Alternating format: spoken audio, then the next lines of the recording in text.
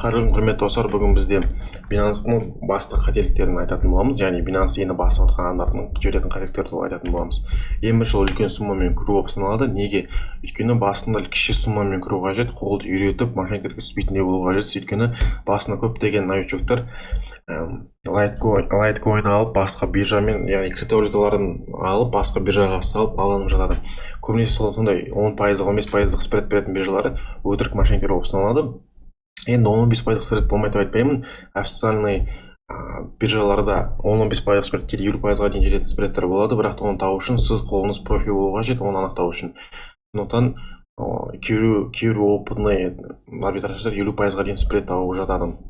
Сондықтан ең басына кіші суммамен кіріп, қолды үйретіп, одан кейін барып үлкен суммаға көшкен жөн болады. Екіншісі, бізде арбитраждан көп үміт күту болып саналады, өйткені бір сағаттың ішінде 20 мың теңге таба саламын, немесе 5-6 күннің ішінде 50-60 мың теңге тауып, осылай жұмыс жасай беремін деп ойлап, көп үміт күтудің қажеті жоқ, өйткені бұл арбитражда жұмыс сияқты қарау қажет.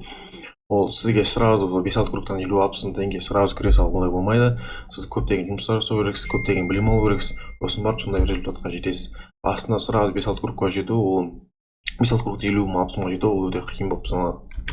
Енді үшіншісі, бізде бір ғана банкпен жұмыс жасау. Тек қана бір банкпен жұмыс жасайтын болса, сіз өзіңізді шектейсіз.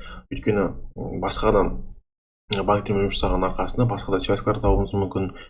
Зато өзіңіздің кругозорыңызды аша бастайсыз. Бір ғана банктермен ғана жұмыс жасау бұл үлкен бір қателік болып саналады.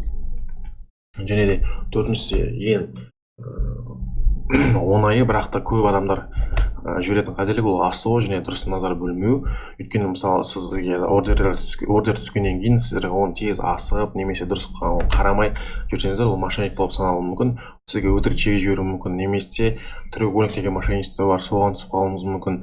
Соның бәрін мошенниктерге түспеу үшін ең біріншісі ол асықпай, дұрыстап отырып, чектерді тексеріп, бүкіліне мән беріп отырсаңыз, сіз ешқандай мошенниктерге түспейтін боласыз.